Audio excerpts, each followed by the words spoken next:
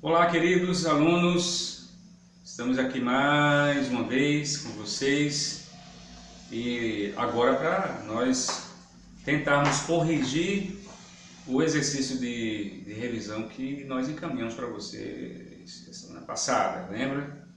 Sobre as aulas sobre as aulas de 1 a 5, ok? Vamos lá agora começar a fazer nossas correções. Você pode acompanhar aí na sua casa. Vamos tentar corrigir o exercício com base nas aulas 1 a 5. A primeira questão que passamos, eu pedi para que explicassem as 3 etapas básicas de uma experiência filosófica. Lembra que nós falamos sobre essas 3 etapas básicas? A primeira etapa que nós colocamos aqui, e aqui vocês também acompanharam na última aula, falar sobre o estranhamento, que é a mesma coisa de deslocamento, né? Que seria a reação que nós temos diante de algo que nunca visto, diante de algo que é estranho para você, na verdade. Que vai gerar essa sensação, né, de espanto. Oh, nossa, nunca tinha visto isso. E geralmente acontece comigo, com você também, quando estamos diante de uma situação de algo que você nunca viu. Principalmente quando se relaciona a questão da cultura, às suas práticas, ao que você pensa. Então você tem um estranhamento diante daquele ponto de vista, diante daquela filosofia, daquele entendimento de outra pessoa, ou diante daquela ação que aquele suposta pessoa possa cometer ou realizar na sua frente. Então nós temos aí a primeira etapa, que é o estranhamento ou deslocamento. Nós temos também a segunda etapa, que é a ideia do questionamento. Você está diante da situação que para você é estranho, que nunca viu na sua vida, e aí vem o questionamento, a indagação, né? Você começa a pensar, o que será aquilo? Mas por que isso é dessa forma, né? Eu não estou entendendo isso de fato. Então aí você começa a raciocinar e a pensar, e aí você tem uma iniciativa e que começa a questionar, tá? E esse processo é feito de forma interna na sua mente. Você pode até pensar alguma coisa, até falar, mas começa justamente aqui dentro da sua mente, né? E o tema que você está observando, sobre a questão que você está a observar, que chamou a atenção, que ele traz esse entendimento do questionamento, porque você está querendo buscar a verdade, você na verdade quer entender aquilo que está acontecendo diante de você. Tá? Então aí seria a ideia de você buscar o entendimento da verdade sobre o fato, sobre o que está diante de ti, diante de você, e aí para que você possa compreender o que está acontecendo. Essa seria a segunda etapa. A terceira etapa é que depois de questionarmos, depois dos questionamentos, necessariamente nós estamos em busca da resposta. Aí vem a resposta, porque houve um questionamento. Então você me pergunta sobre determinada questão, sobre determinado ponto, né? Sobre determinada situação em que, ao seu ponto de vista, lhe parece estranho. E a partir daí você faz a pergunta. E na medida que você faz a pergunta, quer dizer que você está em busca da resposta. Tá? E a resposta para aquela determinada situação que está dentro de você. E isso acontece geralmente após uma reflexão serena, né? Cuidadosa, profunda, que a resposta pode ser bem elaborada e ela geralmente é construída por meio de um discurso, de um argumento, na verdade. Aí essa resposta ela pode ter essa ideia, né? E esse entendimento por meio do seu raciocínio. Então, naturalmente que você está diante de uma situação e você raciocina logicamente e começa a fazer indagações na sua própria mente diante daquele objeto que, ao seu ponto de vista, é estranho. E a partir daí você começa a raciocinar com base naquela experiência que você está tendo naquele momento. Então aí nós temos as 3 etapas desse processo de conhecimento por meio da filosofia. Tá? A segunda questão que nós colocamos para que vocês discutissem, para que vocês pudessem responder com base no conteúdo que vocês têm, é que vocês poderiam fazer um resumo. E nesse resumo vocês deveriam expor o ponto de vista, a sua opinião quanto ao conceito de arquê, que é um conceito que vocês já estudaram, né? Que fala sobre a substância primordial, que está existente em todos os seres, segundo a filosofia grega pré-socrática, né?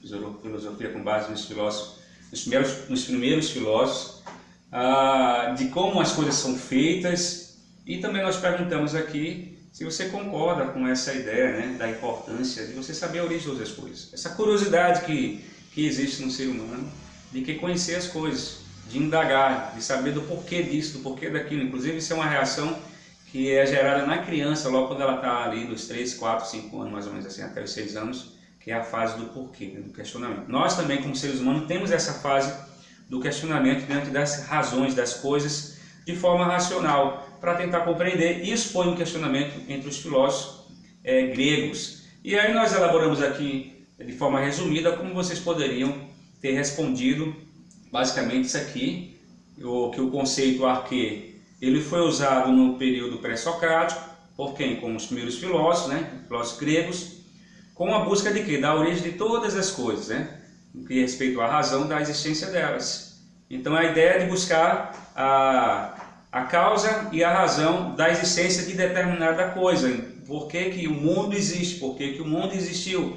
Por que que existem seres humanos? Por que que existe, sabe, o universo, as constelações? E aí esses filósofos pré-socráticos, os primeiros filósofos, vão tentar descobrir a origem de todas as coisas, não com base na mitologia, porque vocês lembram, né? Antes a mitologia é que dava resposta a essas coisas de forma mítica, mas esses filósofos tentam ser racionais, racionalizar a coisa para tentar explicar a existência das coisas. Então aí nós colocamos que foi uma das primeiras tentativas de encontrar a substância primária, que é o arquê, em grego, ou a primeira substância, né? E aí nesse momento esses filósofos estavam interessados nessa busca da verdade, né? E eu acredito que essa é uma das razões do ser humano, ele está sempre em busca da verdade, da razão, da sua existência. Isso é uma coisa natural de nós pensarmos e até questionarmos como seres humanos. Quanto à importância de saber a origem das coisas, essa é uma questão muito comum, né, nos seres humanos, né? Toda a história da humanidade vai girar em torno dessa questão, da descoberta da origem. Vocês lembram daquela experiência que aconteceu, acho que uns 2 anos atrás, sobre a partícula de Deus, para tentar descobrir a origem de Deus, ou tentar descobrir a origem do universo, a criação de todas as coisas, onde eles criaram aquele um gerador de energia, né, de partícula atômica, para tentar simular, digamos assim, o Big Bang, como foi o caso, como é a teoria científica, que vai abordar que o mundo que foi criado surgiu a partir de uma explosão. Então eles vão fazer aquela teoria, aquela proposição, aquela especulação científica para tentar comprovar de que o mundo veio por meio de uma explosão, sabe? Então ali nós temos subsídios de que o ser humano até hoje continua querendo saber a sua existência e a origem do universo e tudo mais, porque na verdade um mistério para a humanidade, né? Então desde sempre a humanidade buscou encontrar esse conhecimento e essa razão. A terceira pergunta que nós colocamos para vocês, ok? Fala-se sobre o fato de você desenvolver um texto. Eu pedi para que vocês desenvolvessem um texto com os principais argumentos de Anaximenes e Pitágoras, que são os 2 filósofos que nós trabalhamos aí basicamente, né, com base nesse pensamento da arquê. E cada um deles, e aí eu pedi para que vocês analisassem a diferença entre os dois, tá? E aí nós colocamos um pouco desse entendimento para que vocês pudessem entender. Seria basicamente esse caminho para que vocês pudessem percorrer nesse entendimento. No que diz respeito ao argumento de Anaximenes, né? Ele se caracterizava pelo fato dele considerar o ar o princípio de todas as coisas. Então, para ele, a origem de todas as coisas estava no ar. E é interessante a gente pensar isso, né? Porque o ar, a gente sem o ar, a gente não sobrevive, tem que respirar o oxigênio, né? As plantas não conseguem viver porque tem que fazer a sua fotossíntese, alguma coisa assim.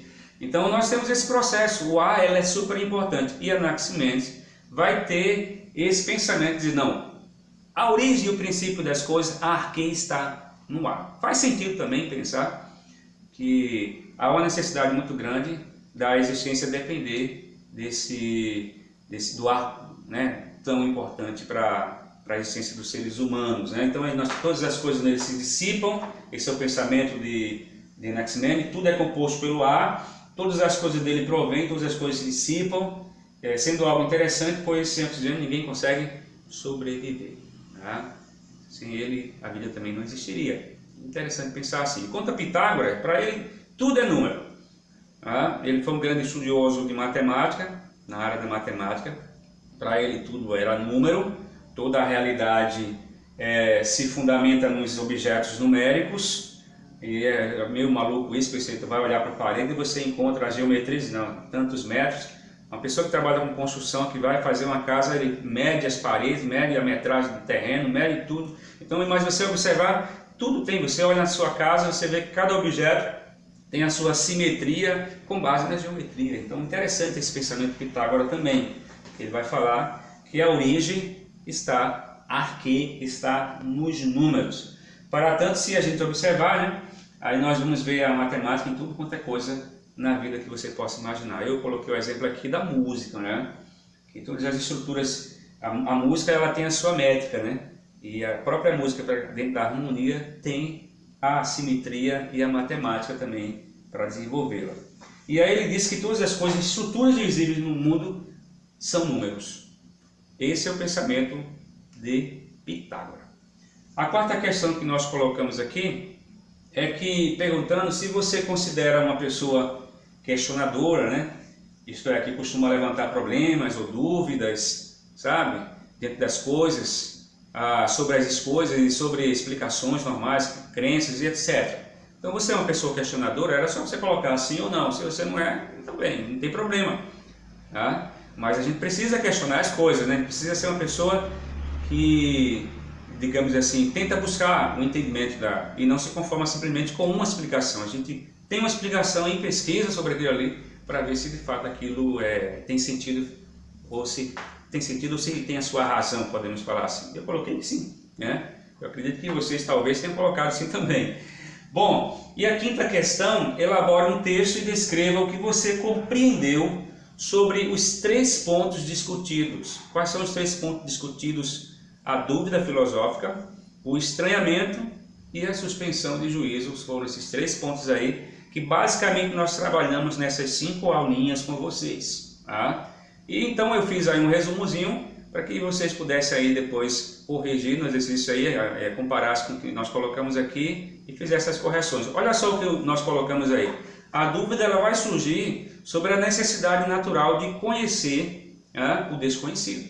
Então, pelo fato de você não saber, naturalmente vai surgir. Então, o fato de você não saber, já surge aí o questionamento diante daquilo que é novo, daquilo que você não consegue explicar, né?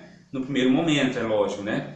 Porque tudo que é novo para você a gente se comporta como sendo assim, para nós sendo algo desconhecido. E o nosso comportamento dentro daquilo ali é uma sensação de estranhamento, como nós já aprendemos aqui, né? É uma sensação de dúvida e tudo mais assim. Então, só depois de refletir e encontrar caminhos e resposta para o questionamento, aí a partir daí é que a gente começa a agir nessa indagação, nesses questionamentos, né? Que vai ser gerado por meio de uma reação de estranhamento que você nunca conheceu. Então a dúvida vai gerando esse pensamento. Já disse um filósofo, né?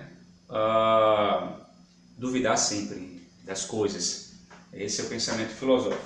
Uma outra questão que nós colocamos aí é que, apesar disso, mas para se conseguir compreender o fato estranho, se faz necessário suspender o juízo. Aí entra naquele ponto da suspensão de juízo. Quando nós estamos de algo que nós não compreendemos, que não entendemos, e que fazemos um pré-julgamento, por exemplo, né? Você não conhece aquela situação, aquela reação, aquela cultura, podemos falar assim, e você já tem um posicionamento negativo, porque é arbitrário ao seu costume. Isso com relação à alimentação, com relação à forma de vestir e principalmente também com relação à forma de pensar quando se relaciona com questões ideológicas, tá? E aí nós precisamos fazer essa suspensão de juízo e de uma forma temporária, claro, não quer dizer que você vai deixar seus conhecimentos para trás e vai vir em busca daquele novo conhecimento, não. A questão é que você vai suspender temporariamente, interromper temporariamente as suas ideias para que você não possa permanecer pré-julgando aquele conceito e a partir daí você possa olhar de uma forma ampla, né, para aquele fato lá, para aquela problematização, para aquela circunstância ou para aquele problema que te incomoda naquele momento. Ok? Então tá aí, nós fechamos essa parte das aulas, da primeira aula à quinta aula. Fechamos aqui os exercícios, okay, que nós passamos para vocês, fizemos as correções, tá bom? Vocês podem analisar, observar, estudar. Eu vou deixar com a pedagoga o resumo disso aqui para vocês também possam fazer o uso do material, imprimi-lo também, tá? E assim vocês possam fazer o exercício e estudar, fazer a partir daí. Na próxima semana a gente volta com a revisão com base nas últimas aulas que nós ministramos para vocês, tá bom? Um abração, bons estudos, fica com Deus!